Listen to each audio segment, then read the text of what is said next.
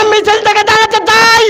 ভারতের মুসলমান শুধু নয়, ফিলিস্তিনের মুসলমান শুধু নয়, বাংলাদেশের মুসলমান শুধু নয়, সারা পৃথিবীতে মুসলমানদের রক্ত যেখানে ঝরবে আমরা এর প্রতিবাদ জানাবো ইনশাআল্লাহ। আলহামদুলিল্লাহ রাব্বিল আলামিন, ওয়াসসালাতু ওয়াসসালামু আলা সাইয়্যিদিল মুরসালিন ওয়া আলা আলিহি ওয়া সাহবিহি আজমাইন।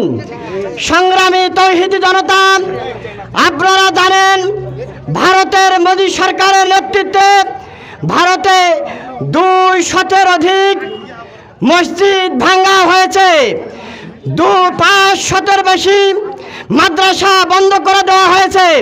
আমরা আজকের এই মিছিল থেকে, আজকের এই বিশ্বের বিক্ষোভ সমাবেশ থেকে দাবি জানাচ্ছি, জাতিসংঘের কাছে দাবি জানাচ্ছি, জাতিসংঘের মানবাধিকার পরিষদ যা আছে তারা সারা পৃথিবীতে মানবাধিকারের কথা বলে, কিন্তু ভারতের মুসলমানদেরকে নির্মমভাবে হত্যা করা হয়েছে, ঠিক কিনা বলেন? আমরা এই বিক্ষোভ মিছিল থেকে দাঁড়াতে চাই। ভারতের মুসলমান শুধু নয়, ফিলিস্তিনের মুসলমান শুধু নয়, বাংলাদেশের মুসলমান শুধু নয়, সারা পৃথিবীতে মুসলমানদের রক্ত যেখানে ঝরবে আমরা এর প্রতিবাদ জানাবো ইনশাআল্লাহ।